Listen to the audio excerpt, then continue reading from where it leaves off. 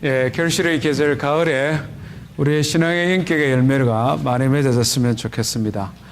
계속해서 룻기 말씀을 살펴가는 가운데 있는데요. 우리 지난주 말씀을 잠깐 한번 뒤돌아 보시면 좋겠습니다. 지난주에 두 여인의 결단이 있었습니다. 그죠? 자신들의 운명을 바꾸는 결단이었을 뿐만 아니라 이스라엘 역사에 있어서도 큰 획을 긋는 결심이었습니다. 이 믿음의 결단은 사실 아주 사소한 것에서부터 시작되었습니다. 지나가는 소문, 소리를 하나님 중심으로 듣는 생각의 전환이 필요하다 하는 것 우리가 살펴보았습니다. 신앙의 결심하는 것 좋은데 그것이 단지 감정적인 차원으로 즉흥적인 한순간의 이런 결심으로 끝나지 않도록 하나님 앞에 우리의 삶이 밀착되어야 된다. 붙잡았다라는 단어를 살폈죠. 꽉 붙들고 딱 붙어서 쫓아가는 삶. 이것이 그들의 믿음의 결단이었습니다.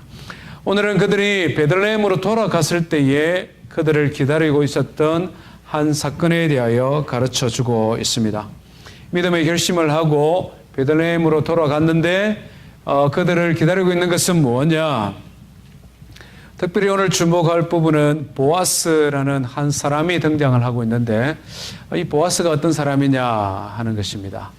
룻과 보아스의 대화 그리고 그런 저변에 하나님께서 어떻게 역사하고 계시는가 이런 것들을 생각하면서 말씀을 살펴보기를 원합니다. 본문은 룻기 1장 19절부터 2장 13절 말씀까지 우리 한 절씩 교독하도록 하겠습니다. 1장 19절부터 2장 13절입니다. 이에 두 사람이 베들레헴까지 갔더라. 베들레헴에 이를 때에 온 성읍이 그들로 말미암아 떠들며 이르기를 이가 나오미냐 하는지라.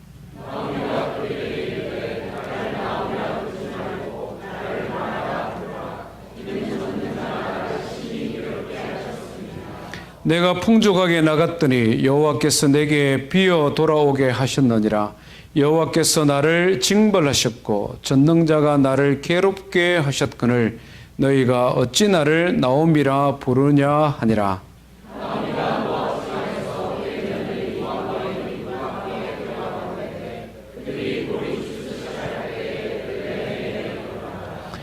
나오미의 남편 엘리멜렉의 친족으로 유력한 자가 있으니 그의 이름은 보아스더라.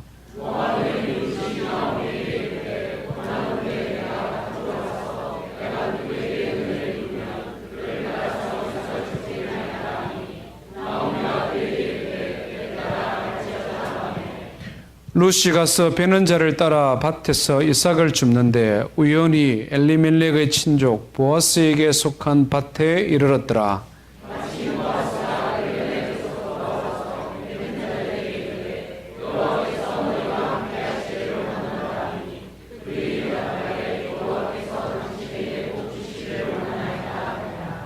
보아스가 베는 자들을 거느린 사환에게 이르되 이는 누구의 소녀냐 하니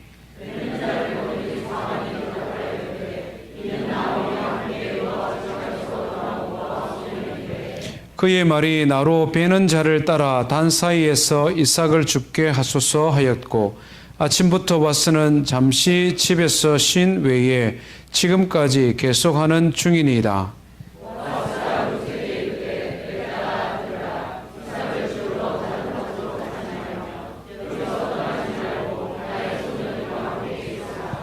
그들이 베는 밭을 보고 그들을 따르라. 내가 그 소년들에게 명령하여 너를 건들지 말라 하였느니라. 목이 마르거든 그릇에 가서 소년들이 기르온 것을 마실지니라 하는지라.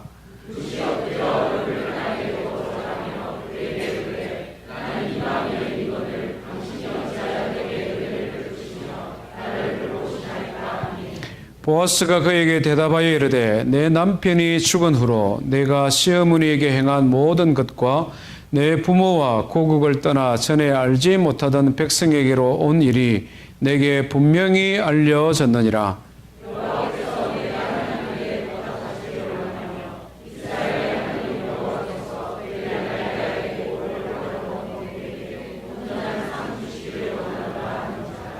같이 읽습니다. 룻이 이르되 내 주여 내가 당신께 은혜 입기를 원하나이다.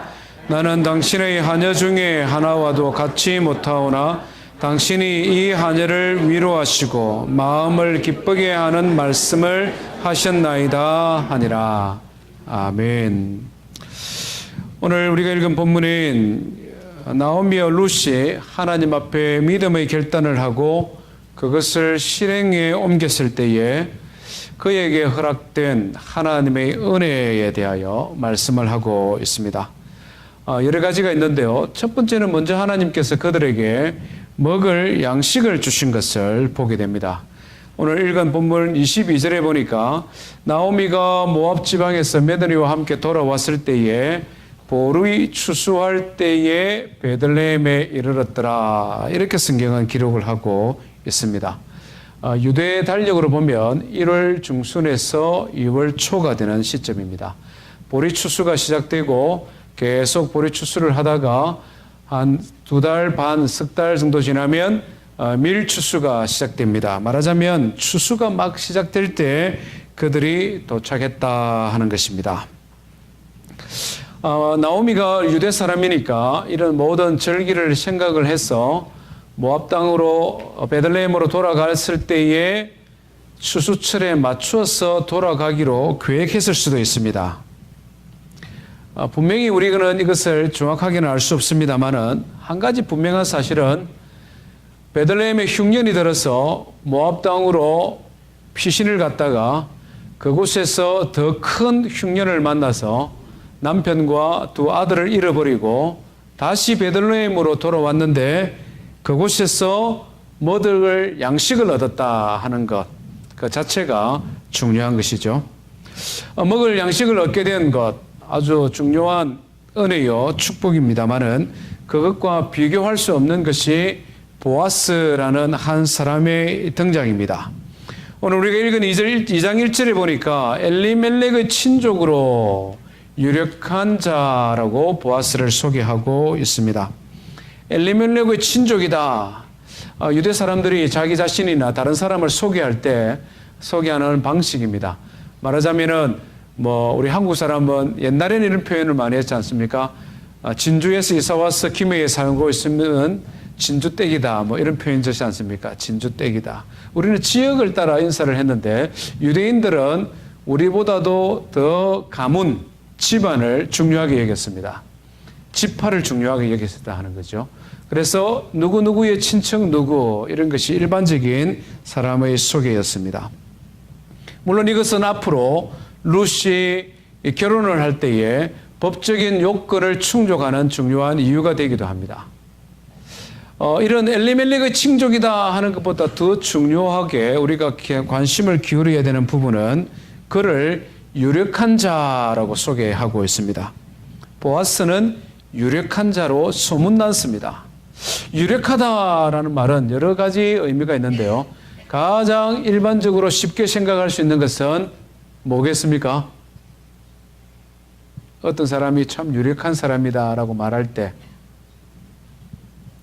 부자다는 말입니다. 예, 부자. 쉬운 말이죠. 아주 부자입니다. 보아스는 아주 부자였던 것 같습니다. 오늘 우리가 읽은 8절과 9절에 보니 그의 밭에 일을 하는 사람들을 쭉 소개해 놓았습니다. 밀을 베는 소년들이 있었습니다. 그죠? 남자 일꾼입니다. 뒤에 따라가면서 이삭을 줍기도 하고 묵기도 하는 여자 일꾼들이 있었습니다. 이 사람들을 중간에서 관리하는 말하자면 매니저급 되는 사환이라고 소개된 사람이 등장을 하죠. 말하자면 집에서 일을 하는 일꾼들이 아주 많았다 하는 것입니다. 거기에 더 나아가서 추수를 하는데 보리 추수를 하루 이틀 만에 끝난 것이 아니고 몇 날 며칠 동안 하는 것을 보게 됩니다. 보아스가 룻에게 말하지요. 소년들을 따라다니면서 계속해서 이 사람 따라다니면서 이삭을 주어라 하는 말이죠. 농경시대에 밭이 많다 하는 것, 일하는 일꾼이 많다 하는 것은 굉장히 부자다 하는 것입니다. 사장을 보면 그가 얼마나 부자인지를 조금 짐작을 할 수 있는데 그가 룻과 결혼을 하기로 결심을 하고 난 다음에 이스라엘은 율법이 있었습니다. 말하자면 한 집안이 망해버렸습니다. 그래서 남자들이 아무도 없습니다. 그러면 이 재산을 소유권이 다른 사람에게 넘어가 버리게 되지 않습니까? 여자들은 재산을 소유할 수가 없으니까. 그래서 기업을 무르다라는 이런 표현이 있는데, 보아스가 엘리멜렉, 죽은 엘리멜렉의 모든 재산을 자기가 돈을 주고 다 사서 그것을 엘리멜렉의 미망인이죠, 아내인 나오미에게 돌려주는 장면이 나옵니다. 보통 사람이 할 수 있는 일은 아니지 않습니까? 남의 집 재산을 이민 가느라고 다 팔아버렸는데 모든 것을 잃고 돌아온 그의 미망인에게 그 모든 재산을 다시 사서 돌려주는 것, 굉장한 부자인 것 같습니다. 두 번째로 이 유력한 자라는 말의 뜻은 능력 있는 사람이다, 이 말입니다. 능력 있는 사람.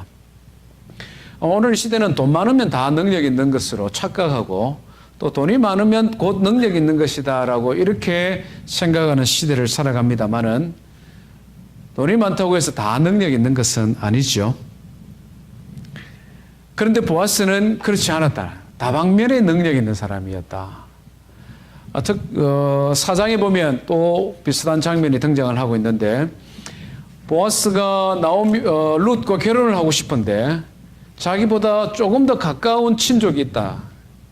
그래서 그 사람이 포기를 하지 않으면 자기는 룻과 결혼을 하고 싶어도 할 수 없는 그런 율법이 있습니다. 그 사람과 일을 처리하는 장면을 보니까 참 보아스는 아주 유능하게 일을 처리를 하는 것을 보게 됩니다. 마음은 이미 룻과 결혼을 하기로 결심을 했습니다. 돈이 많고 재력이 많습니다. 그 정도 되면 좀 밀어붙일 수 있지 않습니까? 그 재력을 가지고 눌러버리려고 할 수도 있다는 것이죠. 요즘 그런 사람들 많지 않습니까? 그런데 성경을 보니까 전혀 보아스는 그렇게 행동을 하지는 않습니다. 자기가 가지고 있는 재력, 영향력, 장로들 10명을 초대해서 재판을 받게 하는 그런 모든 영향력에도 불구하고 그는 천천히 상대방을 배려하면서 문제를 해결해가는 것을 보게 됩니다. 하나님의 율법의 말씀, 법을 정확하게 알고 그것을 차근차근 설명을 해주었습니다. 그리고 상대방으로 하여금 스스로 그것을 선택하게 했습니다. 권리가 이 사람에게 있지만 스스로 그것을 포기할 수 있도록 모든 내용들을 설명을 하고 자신이 선택하게 했다 하는 것이죠. 배려했다는 것입니다. 재력이 있고 영향력이 있는 사람이었으나 교만하지도 아니하고 경건하지도 아니하고, 그리고 상대방을 배려할 줄 아는 아주 유능하게 일을 처리하는 사람이었다는 것이죠. 이런 모습도 참으로 인격적으로 훌륭한데, 보아스가 특별히 유능했던 것은 그는 경건한 믿음의 사람이었다 하는 것입니다. 그가 일꾼들과 주고받는 대화를 보면 참 이 사람은 특별한 사람이라구나 하는 것을 우리가 보게 됩니다. 4절 말씀 한번 보십시오. 보아스가 베들레헴에서부터 이제 도시에서부터 들판으로 나와 자기 하인들이 일을 하는 밭으로 갔습니다. 그리고는 인사를 하는데 뭐라고 인사하느냐 합니까? 여호와께서 너희와 함께 하시기를 원하노라. 인사가 좀 거창하다, 그죠? 여호와께서 너희들과 함께 하시기를 원하노라 이라는 일꾼입니다. 유대인들의 일반적인 인사는 샬롬 이렇게 인사합니다. 우리로 말하면 안녕하십니까 이 정도 인사겠죠. 그런데 보아스는 이런 형식적인 인사 이상의 인사를 합니다. 여호와께서 여러분들과 함께 하기를 원합니다. 이 말은 임마누엘의 하나님이 당신과 함께 하기를 원합니다. 이런 인사거든요. 이것은 유대 전통으로 볼 때는 상대방을 향한 최고의 인사법입니다. 상대방을 향한 최고의 축복의 선언이라고도 할 수 있습니다. 창세기 26장에 보면 이 임마누엘의 하나님을 인사하는 것이 처음 등장을 합니다. 아브라함의 아들 이삭이 아버지에게서 이제 결혼을 하고 독립을 하고 농사를 지었는데, 첫 해 농사를 지었는데 흉년이 들었습니다.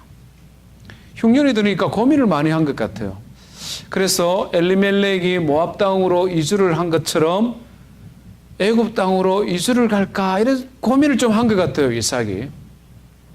그런데 어느 날 하나님께서 꿈에 이삭에게 나타나셔서 말씀하셨습니다. 아브라함의 아들 이삭아, 그러면서 하는 말씀이, 기근을 피하여 애굽 땅으로 내려가지 마라. 내 아버지에게 준 약속의 땅, 이 땅에 머물러라. 그러면 내가 너와 함께하여 너를 축복하리라. 이 약속을 합니다. 그때 등장하는 내가 너와 함께하여 너희에게 복을 주리라. 이것이 뭐냐면 임마누엘의 하나님, 이 말이거든요. 보아스가 지금 이것을 인사하는 것은 예사롭지가 않습니다. 마치 자기가 사는 베들레헴에 흉년이 들었을 때에 많은 사람들이 엘리멜렉처럼 모압으로 가기도 하고 애굽으로 가기도 하고, 그래서 기회의 땅을 찾아서 이주를 했지만 보아스는 그 땅을 지키며 끝까지 버텨냈지 않습니까?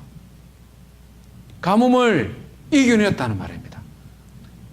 이 땅이 우리 조상에게 주신 땅이요, 축복의 땅이요, 약속의 땅이라는 믿음을 그가 가지고 있었음을 보게 됩니다. 임마누엘의 하나님을 기억하고 여기서 내가 지금 견뎌낸 것처럼, 그래서 하나님께서 나에게 복을 주신 것처럼, 나의 사랑하는 하인들아, 하나님께서 너희들과 함께 계시기를 원하노라. 이것이 그가 그의 하인들에게 한 인사다는 것이죠. 마치 그의 마음 깊은 곳에 있는 신앙을 고백하듯이 그가 지금 인사하고 있다 하는 것입니다. 참 경건한 믿음의 사람이 아닐 수 없습니다. 남자인 제가 생각해도 보아스는 멋지지 않습니까? 돈도 많은 데다가 상대방을 배려할 줄 아는 겸손한 사람이고, 그거에 더하여서 아주 경건한 믿음의 사람이다 하는 것입니다. 이 멋진 사람이 우리가 앞으로 살펴보겠습니다마는 룻과 결혼을 하게 되고 아들을 낳게 되고 결국 다윗 왕의 정조부가 되어집니다. 엄청난 사건이 아닐 수가 없습니다. 룻스 입장에서 생각해 보면 이것은 도무지 상상도 할 수 없는 사건이다. 모압 여인으로서, 남편을 먼저 보낸 여인으로서, 가진 것 아무것도 없는 제일 밑바닥 인생 룻스로서는 도무지 상상조차 할 수도 없는 사건이 룻스의 인생에 일어나게 된다는 것입니다. 말 그대로 하나님께서 하나님에게로 돌아온 룻과 나오미를 위해 예비한 은혜요 축복이 아닐 수 없다는 것입니다. 여기서 우리는 중요한 한 가지의 교훈을 얻게 됩니다. 우리의 생각과 하나님의 생각, 우리의 기대와 하나님의 기대가 얼마나 수준이 다르냐 하는 것을 생각하게 됩니다. 베들레헴으로 돌아오면서 나오미와 룻은 뭘 기대하고 돌아왔겠습니까?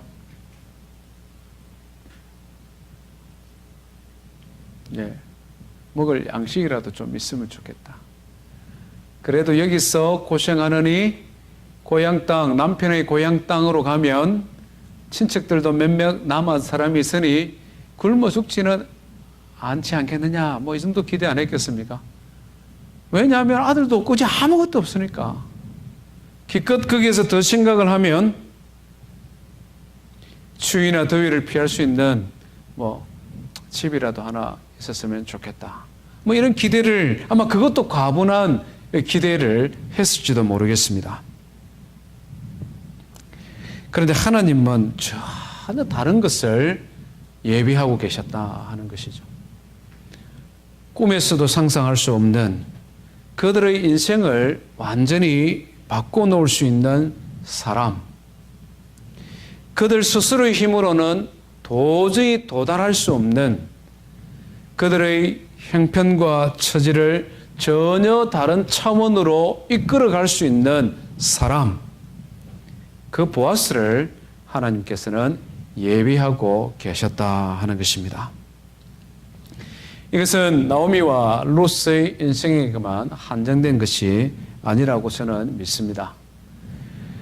오늘 우리는 하나님을 믿는 하나님의 자녀이면서도 하나님 옆에 기대하는 것은 나오미와 룻이 베들레헴으로 오면서 생각한 것과 별반 다르지 않습니다. 사실 평범한 인생들 다 그렇죠.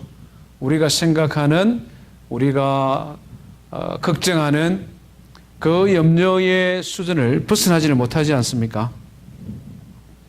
오늘 이 말씀을 들으면서 하나님께서 일을 하실 수 있는 여지를 좀 주시면 좋겠습니다. 내 생각, 내 고집, 내 계획, 그것대로 진행 안 되면 힘들고 못 견디고 어려워하는 우리, 하나님께서 생각하시고 기대하시는 것이 나의 생각과 나의 기대와는 훨씬 다를 수 있고 그것이 더 좋을 수 있다는 그런 하나님에 대한 기대가 우리 마음에 있었으면 참 좋겠습니다. 이제 우리 룻에 대하여 조금 더 생각을 한번 해보고 싶습니다. 유대 땅에 베들레헴에 여성들이 많이 있었지 않습니까? 그 동네에 살고 있는 여인들이 많이 있었다는 것이죠. 그런데 왜 하필이면 모압 여인, 이미 한번 결혼했는데 남편이 먼저 돌아가 버린 여인, 시어머니 따라왔는데 가진 것 아무것도 없는 여인, 왜 이런 여인을 보아스가 아내로 맞이했을까요? 참 이상하지 않습니까? 베들레헴에 여자가 그래 없었어. 저 인종차별 심한 유대인이 가장 경멸하는 모압 여인을 아내로 맞이했습니까? 왜 이 보아스는 이 여인을 아내로 맞이했을까 하는 것입니다. 믿음 좋은 권사님들은 하나님 뜻입니다. 이러면 최 목사가 설교할 게 없어집니다. 그렇지 않습니까? 하나님 뜻이니까요. 이러면 사실 우리 할 말 없습니다. 물론 하나님의 궁극적인 뜻이 계시지만 룻에게 무엇인가 있었다는 것이죠. 그가 사람들의 사랑을 받고 하나님의 사랑을 받고 그의 인생을 근본적으로 변화시키는 보아스의 아내가 되게 했던 그가 가지고 있던 그의 인생에서 발견하는 그의 무엇인가가 있었다 하는 것이죠. 우리는 이 2장에서 몇 마디 안 되는 그의 대화, 그의 말 속에서 그의 특별한 인격과 신앙을 보게 됩니다. 먼저 2절에 보면요, 모압 여인 룻이 나오미에게, 그의 시어머니에게 한 가지 요청을 합니다. 원하건대, 이 말은 부탁드립니다. 어머니, 내가 어머니께 부탁드릴 말씀이 있습니다. 이 말이죠. 그 내용이 뭐냐니까, 내가 밭에 가서 이삭을 줍도록 허락해 주십시오. 첫 번째입니다. 두 번째는 내가 만약 누구에게 은혜를 입으면 그 사람의 밭에서 이삭을 줍겠습니다. 이 말입니다. 룻 인생이 참 서글프지 않습니까? 아무리 각오를 하고 따라왔지만 그래도 시어머니 따라와서 오면 굶어 죽지 않을 만큼 양식은 있어야 될 거 아닙니까? 그런데 지금 하는 게 아무것도 먹을 게 없으니까 하는 말이 가서 이삭을 좀 줍겠습니다. 예나 지금이나 가난한 사람들이 마지막으로 할 수 있는 일, 제일 밑바닥 인생이 안 죽으려고 발버둥 치는 최악의 몸부림이 남추수단 들판에 가서 땅바닥에 떨어져 있는 이삭 주우는 것이지 않습니까? 그런데 이런 부탁을 하는 이 룻의 말을 자세히 살펴보면 불평하거나 원망하거나 자기 신세를 한탄하는 것을 볼 수가 없습니다. 오히려 공손하지 않습니까? 그죠? 어머니에게 겸손하게 허락을 지금 구하고 있습니다. 허락을 구하고 있습니다. 저는 이 대목이 너무 가슴이 아픕니다. 아니 이게 뭐 대단한 일이라고. 먹을 양식이 없어서 굶어 죽기 직전에 남의 밭에 가서 이삭 주워야 되는데 이게 뭐 어머니 허락을 받을 일입니까? 냉정하게 이야기하면 어머니는 자기 인생을 망친 장본인 중에 한 분 아닙니까? 어머니가 고인을 하지는 않았지만 시아버지 보고 든든한 남편 보고 왔는데 먼저 다 가버렸으니까 자기 인생이 이렇게 쪼그라든 이유가 이 집안에 있는데 지금 그 시어머니에게 공손하게 요청하고 있습니다. 대단한 일도 아닌 나무의 밭에 가서 이삭 줍는 것. 이것이 성경적인 효도입니다. 이것이 성경에서 말씀하는 부모 공경하는 것입니다.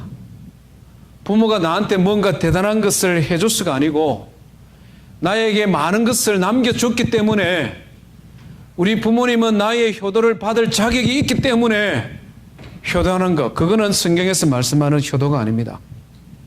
아무것도 나에게 준 것이 없을지라도 나에게 생명을 주시고 나를 사랑으로 양육해 주신 분이시기 때문에 그 자체로 부모님을 무겁게 여기고 사소한 것이지만 부모님의 허락을 구하고 나는 아무것도 가진 것 없지만 나보다 더 어려우시니 그 어머니를 돕는 것, 사랑으로 섬기는 것, 이것이 성경에서 말씀하는 효요 부모 공경입니다. 이 마음을 하나님 너무 기뻐하시는 것 같아요. 그래서 십계명을 말씀하시면서도 사람과 사람과의 첫 번째 계명으로 내 부모를 공경하라 말씀을 주시지 않습니까? 에베소서 6장 22절 23절 말씀에 보면 내 부모를 공경하라. 공경이라는 말이 무겁게 여긴다는 말이거든요. 이것이 약속 있는 첫 계명이라.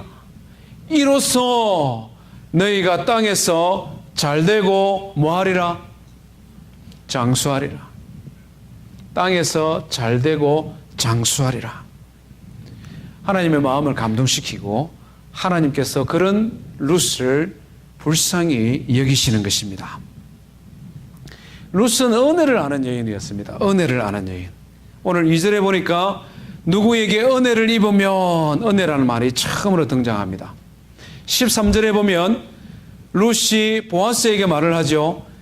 당신에게 은혜를 입으면 나는 당신께 은혜를 입기를 원합니다.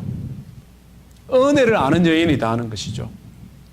이삭을 주우러 가지만 그 밭에서 일을 하는 주인이나 일을 하는 일꾼이 우리 밭에 못 들어옵니다. 말하면 끝입니다. 그렇죠?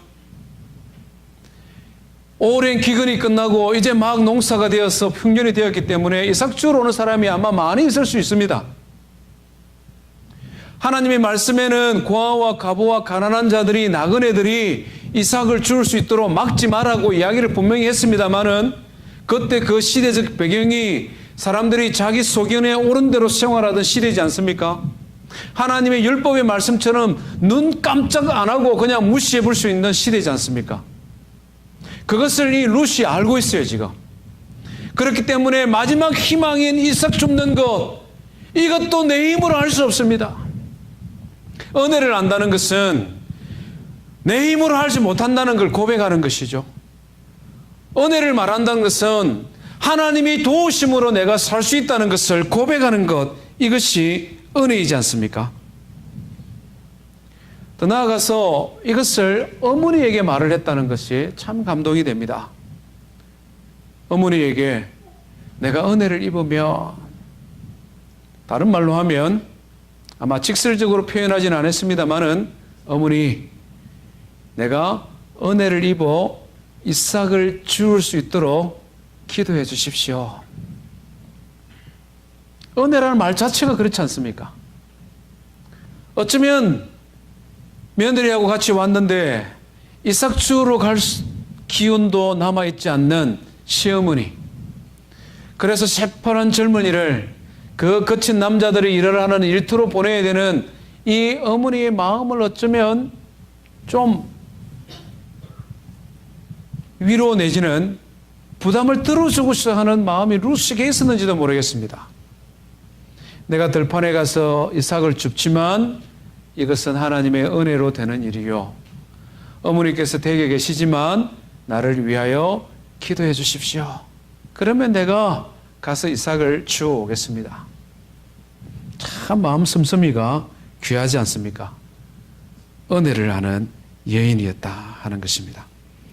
뿐만 아니라 그는 그에게 주어진 기회를 최선을 다해서 사용할 줄 아는 여인이었습니다. 오늘 우리가 읽은 본문의 6절부터 8절 보면 하인들이 이 루스에 대하여 보아스에게 말을 하는 장면이 나옵니다.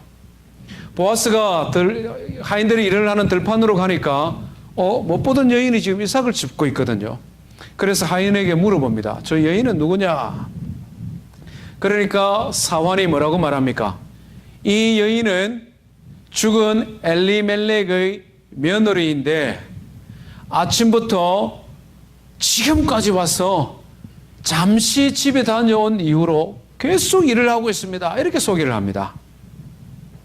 잠깐 물어봤는데 대답이 아주 좀 길지요. 저 여인 누구냐 하는데 죽은 엘리멜렉의 며느리고 집에 잠시 다녀왔고 아침부터 지금까지 계속 일을 하고 있습니다. 뭡니까? 이 하인들의 눈에 굉장히 인상 깊게 지금 박혀 있습니다. 이 룻이. 이삭 줍는 일이 보통 힘든 일 아니거든요. 돌아다니면서 길바닥에 사람들 눈치 봐가면서